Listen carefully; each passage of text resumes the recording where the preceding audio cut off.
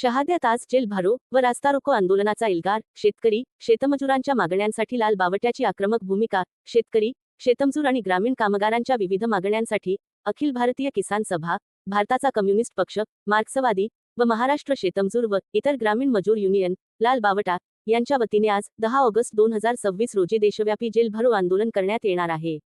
त्याचाच एक भाग म्हणून शहादा येथे तालुका कमिटीच्या नेतृत्वाखाली आंदोलन करण्यात येणार असल्याची माहिती संघटनेने दिली आहे। शेतमालाला उत्पादन खर्चाच्या दीडपट हमीभाव मिळावा, वनजमिनीवरील दाव्यांबाबत स्वतंत्र 712 तयार करावे तसेच अपात्र ठरविण्यात आलेल्या दाव्यांचा फेरविचार करावा, अशी प्रमुख मागणी आंदोलकांनी केली आहे। यासोबतच गायरान, देवस्थान, इनामी तसेच सरकारी जमिनीवरील निवासी व शेतीचे अतिक्रमण नियमित करावे, अशी मागणीही करण्यात आली आहे। वीज प्रश्नावरही संघटनेने आक्रमक भूमिका घेतली असून स्मार्ट मीटरचा निर्णय बंद करावा, गावठाण फीडरवरील लोडशेडिंग थांबवावे आणि घरगुती वीजपुरवठा 24 तास सुरू ठेवावा, अशी मागणी करण्यात आली आहे।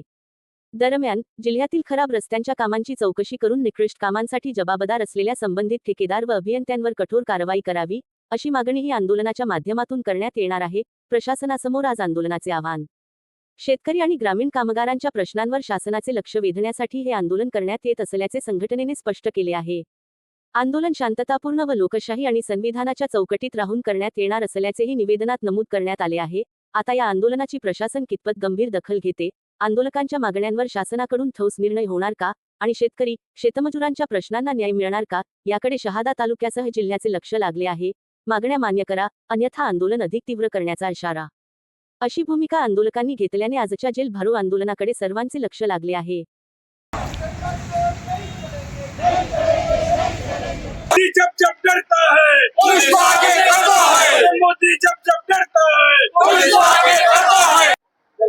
केंद्रीय कमिटीने जाहीर केल्यानुसार आज शहादा तालुका कमिटीच्या वतीने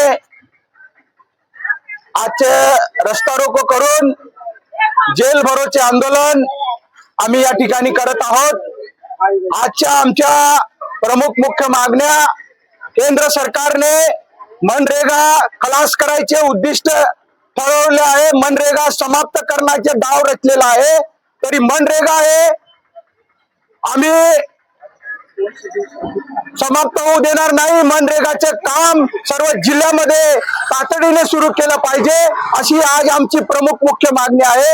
आणि 200 दिवस काम मिळालं पाहिजे असं त्या ठिकाणी त्या मनरेगामध्ये तरतूद आहे।